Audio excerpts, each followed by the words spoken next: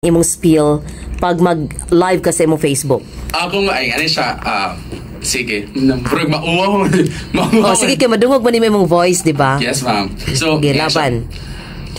Ayan, good evening sa atong mga stuking tigpaminaw. Maayong gabi o ni anapunta sa atong istoryang pinasahi ang programa ni DJ Angkol. Bata pa, pero Angkol nagnamong. Ayan, atong mga stuking tigpaminaw, no? Shout out, wash out, cash out sa ato ang mga listeners din, ana nga always mo suporta kang DJ Angkol. Bisan patuod og sumo na kaayo siya gnawong. Maong daghang kayong salamat sa inyong tanan. Ayan, ingana na siya. Then, unsa to imuha? Istoryang pinasahi. So, unsa po ang story all about? Mga storyang kanang related sa love life, related sa imuhang kinasahi. So, the example daw? Maayong hapon, Kuya DJ. Tawagan lang ko sa pangalan nga, Kerr. 19 anyos. Ano na ko istorya, Kuya DJ, nga sakit kaayo pamalandungon kay lagi dili na mi magkasinabot sa ako ang karelasyon. Usa nang kaadlaw, Kuya DJ, maglingkod ko sa amo ang classroom. Magbitbit og ballpen nga wala man lamang ko'y nasuwat nga mga notes. Ang amo ang lesson, Kuya DJ, magsigil lang gyapon og padayon. Pero ang akong huna-huna, naan lang gihapon sa iyaha. Estudyante pa ko, Kuya DJ. Sa ako nang ginaingon, 19 anyos pa ko. Pero mas bugan pa man hinuon ng akong relasyon, Kuya DJ, kaysa sa akong modules. Kanang musantop sa akong huna-huna usahay, Kuya DJ, ba nga mangayo lang unta ko og understanding sa ako ang loved ones. Pero igdon man hinuon ko niya nga ako daw kuno ang dili kasabot. Mangutana ko og tanong siya, Kuya DJ, pero siya naman hinuon ang masuko. Og ang nakapait pa yun, Kuya DJ, nga kung musuway ko og duol sa iyaha, mas mupalayo naman hinuon siya sa akuha. Lisod kaayong sabdon ang amo ang relasyon, Kuya DJ.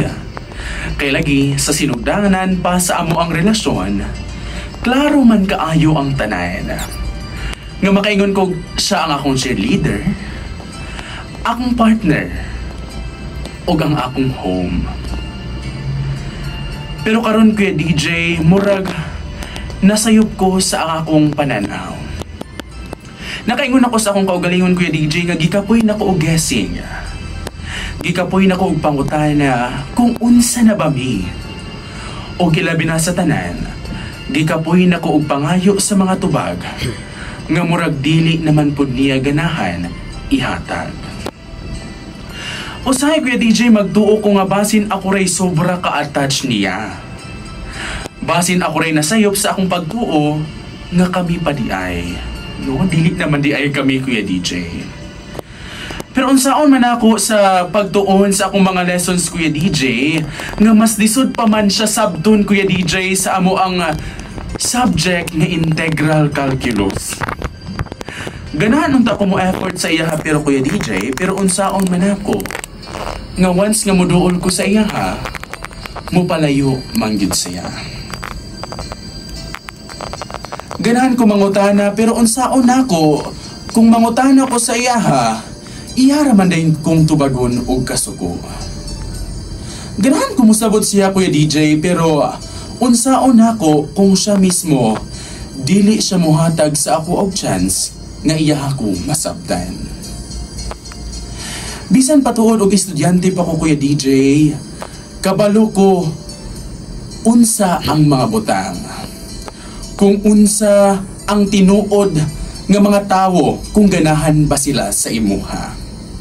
Kay lagi, Kuya DJ, dili kanila pasagdan maglibog sa ginaingon pa nilang kahilom. Karon, Kuya DJ, naglingkod ko sa ako ang desk nga murag walay gamit. Nagtanaw sa ako ang phone nga walay notification. Og ilabi na sa tanan, nakapungutana ko sa akong kaugalingon. mutuo pa ba ko nga kami pa? O ako raman di ay ang nag-apil sa among relasyon nga dugay na niyang gibiyaan. Ambot Kuya DJ, lisod kaayo sabton. Pero basin na pag-abot sa panahon, ako rapod siyang masabot.